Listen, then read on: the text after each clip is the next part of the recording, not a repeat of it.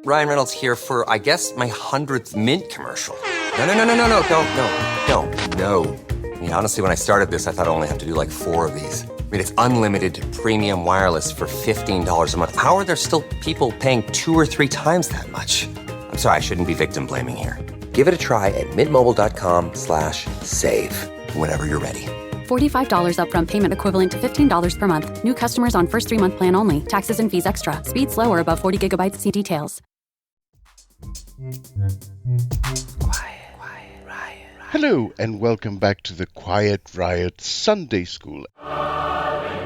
An occasional slice of purgatory while you wait for the heaven that is the midweek episode. I'm Alex. And I'm Naomi. Thank you very much for sharing a small part of your weekend with us. We really love your messages about how and when you listen. And I'm Kenny, your producer, hiding in the corner with a collection plate and a bottle of bad wine. Naomi, we usually chat about the various Sunday Papers exclusives on the Sunday bonus edition, but today you are the exclusive. Best for Britain's MRP Megapoll is splashed on the front of the Sunday Times. You've been looking at the granular data for the last couple of days. I know that because we've been talking about it and you've been tearing your hair Day out. and night. No sleep here. What jumped out at you? Okay, well, the thing that is very new is the impact of tactical voting and the impact it is already having. And so by giving voters the right information in their area, we're hoping that we can not just stop the Tories, but populist figures as well. And of course, I'm talking about locking Reform UK out of Parliament. The really interesting bit for me is how many people are already tactical voting. So when you look at Labour voters, 1 in 5 say they're voting for Labour, not because it's their first preference, but because they're doing that tactically. Same for Greens, 1 in 5 people giving their support to them for that reason. But it's 1 in 3 people voting Liberal Democrat because it's a tactical vote choice where they live. Now, that's the interesting bit. The worrying bit is, do they know how to vote tactically? Most people can't say who's in second place in their constituency, and that's why getvoting.org will exist as of Monday morning, 10 a.m, telling people how to vote. And will it just reflect basically the latest round of polling? Because altogether, this MRP, I think it's sort of near the 45,000 mark in terms of samples, so it's huge. So is it basically just the culmination of that polling that will determine the recommendations on getvoting.org? No, we have to look at a lot of other factors. MRP is the gold standard way to poll the country. It does tend to give the most accurate reflection of what is going to happen. But it cannot pick up very local factors. So what we do at Best for Britain is we, on a seat-by-seat basis, look at all the sorts of local things that could be going on in an area. Is there an independent who is incredibly popular locally that might be underrepresented in the poll? Is there a particular issue around Gaza that might be changing the pattern of how people vote locally? All sorts of other things. Is the incumbent MP a by-election winner who maybe isn't showing up with the incumbency bounce you would expect in the poll, but really they are the main challenger because we know that the other opposition parties are pretty much giving them a free run at that seat and not organising locally. So an enormous number of other factors will go into the tactical vote recommendation in each seat, and in some seats there won't be a recommendation. And I think that's a very important point to make. If a progressive party is so far ahead that there is no risk of us splitting the vote and the Tory coming through the middle, or indeed the Reform UK candidate coming through the middle, then we tell people, vote with your heart, vote how you want to. Okay. And I also know something that I was having a conversation with someone the other day that was sort of saying that a lot of the polling has become quite a sterile exercise and people are quite obsessed with the numbers as opposed to the vibes. And I know that you and other members of the Best for Britain team have been out actually door knocking with various parties, so precisely so that you get a better feel Indeed. of the vibes. Yep, I've been to Wales. I've been along the M4 corridor. We've had members of the team out in different seats in Yorkshire. And over the next few weeks, we will be hitting the ground and backing as many of the candidates that we're giving tactical vote recommendations to in marginal seats as we possibly can. And vibes do give you, a hell of a lot, actually. Take somewhere like Wales, which of course has been Labour run for a long time now and has had a particular issue with the current First Minister there. That comes up on the doorstep, lifelong Labour voters saying, I'm not particularly happy what's gone on here locally, but I get that a general election is about what happens further away rather than here, so they're a bit undecided. And there are certainly people who have always voted Tory their entire lives who just can't do it this time. Can I tell you something? Breaking that habit is hard for them. So I'm spending a bit of time with my other half's family today. Which part of the country are you in? In Surrey. They're all Tories, okay? Yep. And there are several people in the mix that I use as a sort of bellwether for various issues. They're my little lab rats. The Andreou focus group. Yes, that's right. Special. And I try to influence them as little as I can, so that I get a sort of genuine thing, and I never, flame them for their choices. I've made very deliberate choice to kind of be in observe mode. And what I found is that of the 3 people that vote Tory very, very regularly, one of them is planning to vote for Labour because they say that Starmer seems all right. And basically, the Conservatives have earned themselves a period in the wilderness. One of them is planning, I think, to vote for reform, although he hasn't fully told me that.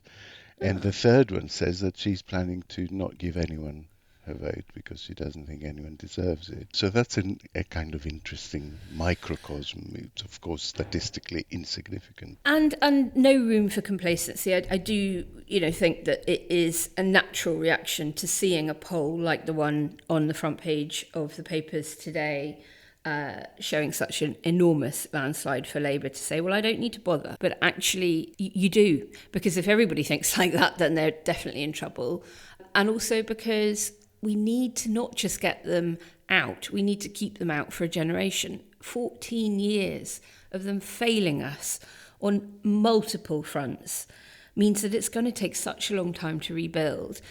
And we need to keep the most populist elements off the opposition benches. We don't want the government to have to be constantly responding and reacting to a rump of hardline Brexiter, market fundamentalist type politicians. So you can deliver the strongest possible defeat by voting tactically.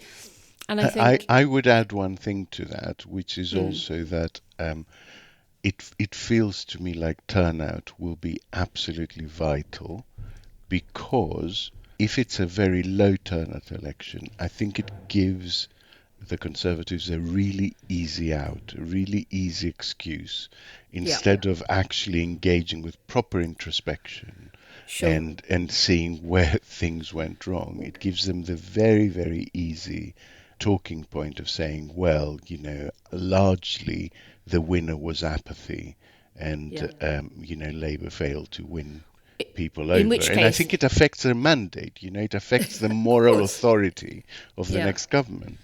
And in which case you need to tell your Surrey woman to go and spoil her ballot if she really won't vote for anybody, rather than not turn out, so that her turnout number is included. Parties issued their manifestos last week, except Reform, of course, who put out a contract, which I think is very appropriate, since they're not a party but a private company. A mission statement. Yes. Have they not got a manifesto launched on Monday? I thought they did. Yeah. Well, they've already got a contract on their website, but Farage has already said 2 or 3 things that are different to it. And he said he's unhappy with some policies. So I guess he's redoing it. And poor Richard Tice, who just, has pumped millions into this, and Lady Macbeth slash Oakshot on the side, they must be livid, but it is what it is. Have you seen, in the process of looking at all this polling, being out campaigning, have you seen any policies specifically that have moved the dial at all? No, the only thing that is coming up is NHS. On every door I've knocked on in the last couple of weeks, whether that's been in inner city, affluent London, rural Wales, or commuter belt town, it is state of the local hospital, waiting list to get seen, GP appointment. That even more than cost of living is coming up again and again and again. And we know that Conservative voters are fed up with the decimation of public services. So I haven't seen, and I certainly haven't heard any immigration issues being raised directly with me. Now, whether there is some of that underlying an NHS concern in one direction or another, with progressive voters, it could well be, well, we just know that there aren't enough doctors and nurses from the EU as there were previously. For those of a different character, it may be that they feel the burden is too great because of migration on public services. But any party talking about their proper plan to fix that, I think, will do well. But that's Reform interesting UK, because Wes Streeting is quite a dynamic figure, I think, and he was doing the rounds, the media rounds this morning. So he might prove to be quite a key person for Labour, right? Because if the state of health is one of the top concerns for people out there, perceiving him as trustworthy with it or not might be quite a big thing. Indeed, and he's the yin to the yang of Angela Rayner. When I canvass former Conservative voters, Wes Streeting is the name that will come up as somebody that they like the sound of. Oh, really? When you're canvassing more traditional Labour voters, they'll say, hasn't Angela been treated appallingly? We need to see more of her. She's great. That's fascinating. Okay, But just coming back though ever so quickly, because you did mention reform and their cut through, the data is relatively depressing for how well they are doing at the moment. They are currently in the lead in places like Ashfield, Clacton, and a few other areas that you may not quite expect up the East Coast, and in Exmouth and East Exeter, where they seem to be looking to do very well. And tactical voting can make a difference in those seats. And something that I would just sort of want people who are maybe thinking, well, shouldn't we vote Tory in Clacton to stop Nigel Farage? No. Labour can win there if enough people, Conservative, sensible types, the Lib Dem and Green voters, and there are some in Clacton, believe it or not, lend their support to Labour there. You can stop Farage. But they are in second place in a lot of seats. So what we're going to see Are there over the any next seats? fortnight... Are there any seats in which you're put in the weird position of actually having to recommend vote for a Tory candidate? No, we're not at this election. And what the Tories are going to do is squeeze that big Reform UK vote right down. And they've got the money and the resource to do it. Richard Tice is wealthy. He is not Frank Hester wealthy. The Conservatives will be squeezing those sizable Reform UK votes down, and that lets them become a challenger again if Labour, Liberal Democrat and Green voters don't counteract that with their own tactical vote alliance on the other side of the equation. And that's what we've been feeding in to get voting as strongly as possible in those seats where Reform are doing well. So you will see not only the data for your constituency when you put your postcode in to getvoting.org, you will also get the rationale for why the tactical vote recommendation is what it is. That's really interesting. And we'll talk about the effect of Reform UK and Tory pressures and why it's so important. Okay, I have one last question. Go one way or the other. I have one last question because I know how busy you are. There's been a lot of speculation about the Tory leadership contest that will follow the general election. Do we have any sort of vague picture from that polling of which contenders will survive in their seats and more importantly, actually, what the remaining group of Tory MPs will look like. Will it be on the whole more of the one nationers that survive, more of the right wing that survive? Have you had a look at the affected seats with that sort of filter on? Those who are old, like you and I, understand the phrase Portillo moment. When Michael Portillo in 97 lost his seat on election night, much to the surprise of the political classes, included in who may take the leadership, as he was poised to try to do in the 90s. We've got Penny Mordaunt potentially losing her seat, Grant Shapps, Robert Jenrick, Jeremy Hunt, James Cleverly, and even Rishi Sunak is only holding on by a whisker in Richmond and Northallerton, Labour gaining good ground there, and also Tories losing vote share to Reform UK in that seat.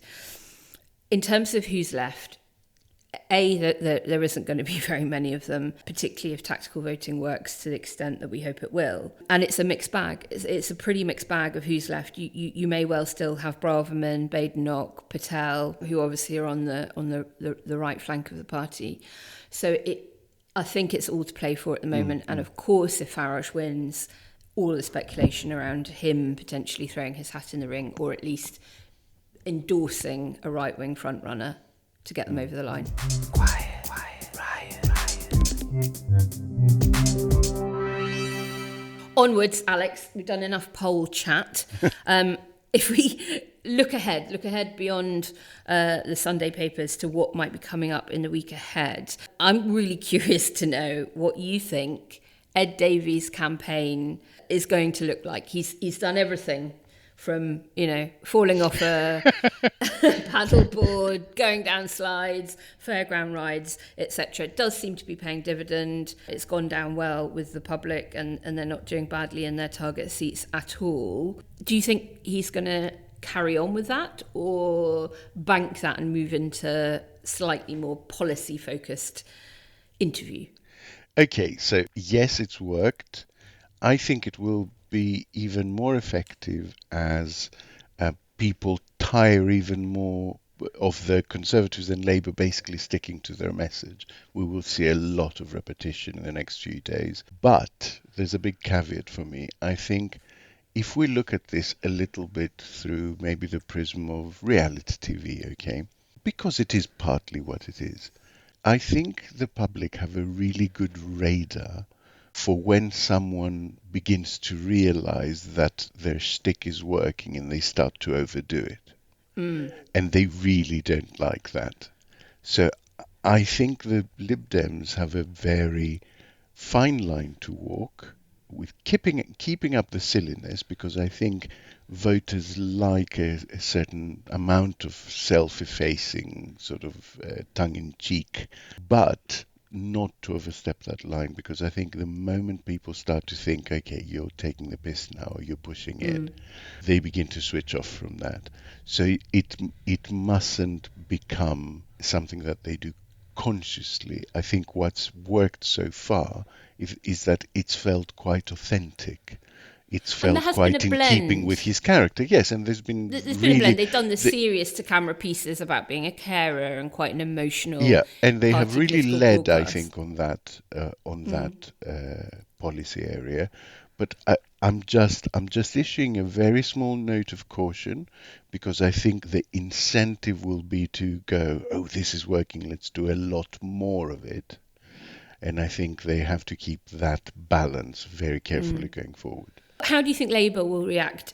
Do you think they are, hey, we don't need to bash the Tories anymore, they've imploded themselves, and turn their fire on other parties? And if so, would that be the Faragistes or maybe even Ed Davey himself and the Lib Dems? I think the seats, as I look at them in the polling, still show that Labour are not in hugely direct competition with the Liberal Democrats in too many seats. So I think turning their fire on another progressive party would be just pointless. They won't do it. There is a sort of argument going around at the moment saying, do they start to target reform as reform emerges with possibly overtaking the Conservatives on a couple of polls, although I think far too much has been made of that. And I went back to a lot of work that the New Statesman did with YouGov around certain by-elections. And what they found is that the people who were voting Reform were voting Reform, A, because they hated politics, and B, because they hated Labour. Those were like the two motives, that were pushing them towards Reform. So I don't know that Labour have anything to gain by turning their fire on Reform. They may have something to gain, actually, as the Conservatives begin to veer further towards the right. They may have a lot to gain from establishing themselves even more firmly as moderate and sensible, rather than going anywhere near that shrinking segment of voters. I don't think there's any gain to be made. What do you think? I think when we look at how they're behaving at the moment, we're not the Conservatives, they've failed us. We are a changed Labour Party, and here's what we're going to do. They don't seem to be being buffeted by any of the smaller parties at a national level. Locally, they are under threat from the Greens in places like Bristol and, of course, in Brighton, where I think they're hoping to take the seat from the Greens. So you may see some of that. But they really are the main challenger to Reform in quite a few areas, and certainly the anti-Conservative vote that isn't just left-wing but is also more Cameronite, shall we say, than Farageist. I think they'll do well to kind of, stick to their guns and call out populism for what So it basically is. they could do it on a local level, is what you're saying. They I could think they so. could cut their cloth to I don't think we're going to see a national change. And obviously they then also have some issues around issues like Gaza on a case-by-case basis in certain seats, and a Galloway factor in Rochdale, for instance, where they'll be doing attack messages on particular small independent issues there. But Alex, we've got another BBC leader debate coming up later this week, and the question time special, isn't it? Indeed, yeah. So you've got Sunak, Starmer, Davey and Swinney. Farage, who never seems to be off question time, is currently not included, reasons unknown, because they bloody love him on that show. But on this very particular occasion, has he got a point? Should he be included? I mean, he was on the panel like 3 weeks ago, just before he declared that he was taking over Reform UK again, and the BBC got a massive amount of complaints about that, and replied that, I will read you the reply, it's very funny. They say, Nigel Farage was asked to be a panelist on the programme as a prominent member of Reform UK.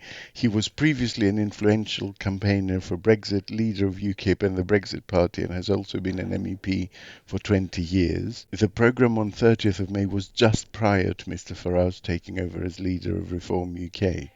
So that was their response. And then when he became leader of Reform UK, of course, he appeared on the Question Time 7-way debate special that included all the leaders of the sort of major parties.